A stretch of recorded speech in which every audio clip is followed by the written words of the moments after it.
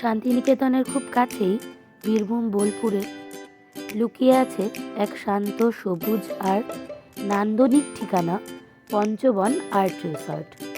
সত্যি বলতে কি, প্রথম দেখাতেই জায়গাটা মন জয় করে নেয়। রিসর্টের নানান রকম গাছপালা, লতাপাতা আর ফুলে ঘেরা পথ যেন একেবারে প্রকৃতির কোলে নিয়ে যায়। ব্যান্ডেল থেকে সকাল 9:48 কুলিক এক্সপ্রেস ধরে রওনা দিয়ে মাত্র 2 ঘন্টা জার্নি করে 11:45 মধ্যে পৌঁছে গেলাম বীরভূমের প্রান্তিক স্টেশনে। সেখান থেকে টোটোয় করে মাত্র 10 মিনিটে পৌঁছে যাওয়া যায় পঞ্চবন আর্ট রিসোর্টে।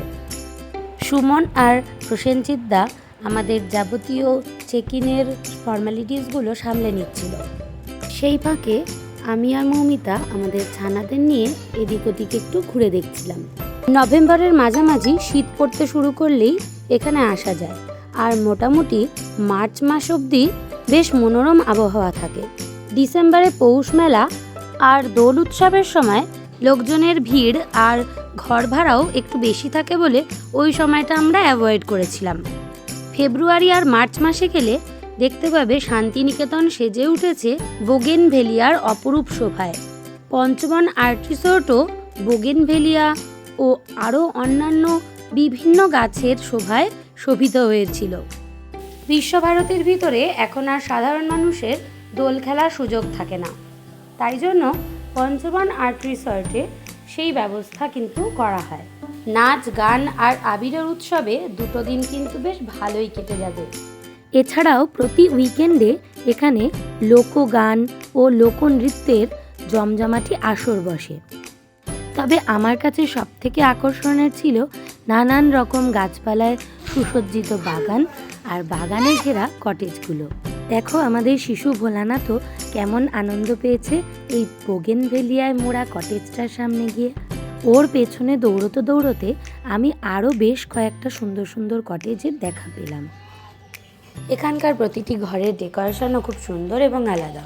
প্রতিটি ঘরের ভেতরে এবং বাইরে দেয়াল জুড়ে বড় বড় পেন্টিং, যা সমগ্র পরিবেশটাকে যেন একটা আর্ট গ্যালারির মতন অনুভূতি দেয়।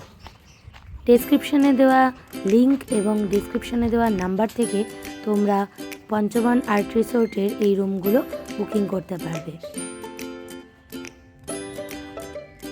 প্রতিটা কটেজই এত সুন্দর করে সাজানো যে এ বলে আমায় দেখ তো ও বলে আমায় দেখ। ছবি আঁকা কটেজগুলোর পাশাপাশি এই বাগানি কটেজটাও আমার মন জুড়িয়ে দিয়েছিল। বোগেনভেলিয়া, নীলমণিকান্তলতা আর গুলঞ্চলতারা যেন মায়ায় জড়িয়ে ফেলে। সবুজের মাঝে বড় বড় বোগেনভেলিয়ার ঝাড় এখানকার অন্যতম আকর্ষণ। রঙিন ফুলে ভরা এই ঝাড়গুলো সমগ্র পরিবেশটাকে আরও স্বপ্নময় করে তোলে। এটা আবার পেট ফ্রেন্ডলি রিসোর্ট, ফলে পোষ্যদেরও নিজেদের সাথে নিয়ে আসা যায়। ওদিক হাঁটতে হাঁটতে চোখে পড়ল একটা ট্রি হাউস, যা ছোট বড় সকলের কাছে সমান আকর্ষণের। অতএব সময় নষ্ট না করে ট্রি হাউসের দিকে রওনা দিলাম। পথে দেখা হলো এক সুন্দরী মাড হাউসের সাথে। মাড হাউসটিও খুব সুন্দরভাবে সাজানো ছিল। ট্রি হাউসটি দোতলা, এর একতলা এবং দোতলা আলাদা আলাদাভাবে ভাড়া দেওয়া হয়। ট্রি হাউস, পুকুর আর এই বোগেনভেলিয়ার ঝোপ সব মিলিয়ে একটা মায়াবী পরিবেশের সৃষ্টি হয়েছে। আমার ইনস্টাগ্রাম আর ফেসবুকের পেজে এই জায়গাটির অনেক সুন্দর সুন্দর ছবি আর রিলস আমি শেয়ার করেছি। আমার ইনস্টাগ্রাম আর ফেসবুকে আমাকে ফলো করে রেখো, যাতে এই রকম সুন্দর সুন্দর জায়গার সন্ধান তোমরা দেখতে পাও আমার রিলসে। আমরা এবং আমার বান্ধবীরা, আমাদের 2 ফ্যামিলি আমরা এখানে বেড়াতে গিয়েছিলাম। আমাদের রুমগুলো কেমন ছিল এবার তোমাদেরকে চলো সেই রুমগুলো একটু রুম ট্যুর দিয়ে দেখিয়ে দিই।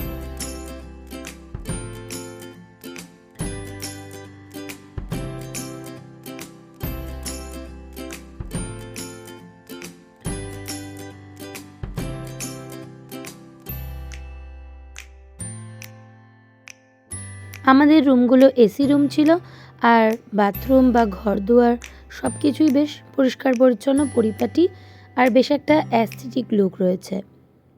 বাথরুমে গিজার, হ্যান্ড শাওয়ার এবং শাওয়ার এই সমস্ত কিছুরই ব্যবস্থা ছিল এবং পরিষেবা যথেষ্ট ভালো।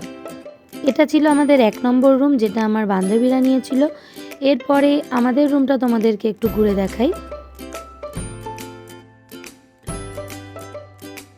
প্রতিটি ঘরের ভাড়া ছিল 2200 টাকা পার নাইট। তবে উইকেন্ড, পৌষ মেলা, দোল উৎসব এই সমস্ত সিজনাল টাইমে ভাড়া প্রতি ঘর পিছু 100-200 টাকা বৃদ্ধি পেতে পারে।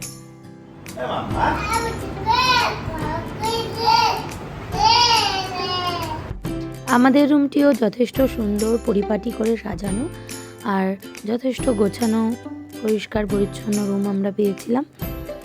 শুধু এখানে একটাই সমস্যা ছিল, সেটা হলো জল আমাদের প্রচুর নিজেদের থেকে কিনে খেতে হয়েছে। ওদের রুম সার্ভিস থেকে খুব একটা জল, নর্মাল ওয়াটার প্রোভাইড করা হয় না, প্যাকেট জলই এখানে বেশি চলে। আমাদের রুমের সাথে যে অ্যাটাচ বাথরুম ছিল সেটিও যথেষ্ট পরিষ্কার পরিচ্ছন্ন ছিল। 15-20 মিনিট একটু রেস্ট করে নেওয়ার পরে আমরা ফ্রেশ হয়ে নিলাম আর তারপরে আমরা চলে গিয়েছিলাম ডাইনিং রুমে। ওদের ডাইনিং কাম রেস্টুরেন্টটা ছিল আমাদের রুমের একদম পাশেই। আর দেখতেই পাচ্ছ চারপাশে কত সুন্দর অ্যাস্থেটিক একটা ভাইবস দিয়ে সাজিয়ে তোলা হয়েছে। এখানকার বেশ কয়েকজন ভিজিটার্সদের সাথে আমাদের আলাপ হয়েছিল আর তারা বেশিরভাগ লোকজনই বলেছিলেন যে তারা যখন বোলপুরে আসেন তাদের প্রথম পছন্দ থাকে পঞ্চবন আর্ট রিসর্ট। কেউ আবার শুধুমাত্র পঞ্চবন আর্ট রিসর্টে থাকবেন বলেই 2 দিন নিরিবিলিতে কাটাবেন বলেই এখানে আসেন। এখানকার রান্নাবান্না যেমন ঘরোয়া তেমন অত্যন্ত সুস্বাদু। দুপুরবেলায় আমরা প্রত্যেকে নিয়েছিলাম একটা করে ফিশ থালি আর তার সাথে 2 প্লেট চিকেন কারি। অনেকগুলো আইটেম ছিল, সবাই মিলে শেয়ার করে খেয়েও শেষ করতে পারিনি। আমাদের অভিজ্ঞতা থেকে বলবো, বোলপুরে এলে Panchaban art resort is a must visit. এখান থেকে বোলপুরে আর কোথায় কোথায় আমরা ঘুরতে গিয়েছিলাম সেই কথাগুলোও শেয়ার করব আমার পরবর্তী ব্লগগুলোতে, তাই সাবস্ক্রাইব করে পাশে থেকো। আর এই ভিডিওটা ভালো লাগলে অবশ্যই লাইক, শেয়ার আর কমেন্ট করো। তোমাদের বন্ধুদের গ্রুপে এই ভিডিওটা শেয়ার করে রেখো যাতে তোমরাও এরকম একটা 2 দিন 3 দিনের প্ল্যানে এখানে ঘুরে যেতে পারো।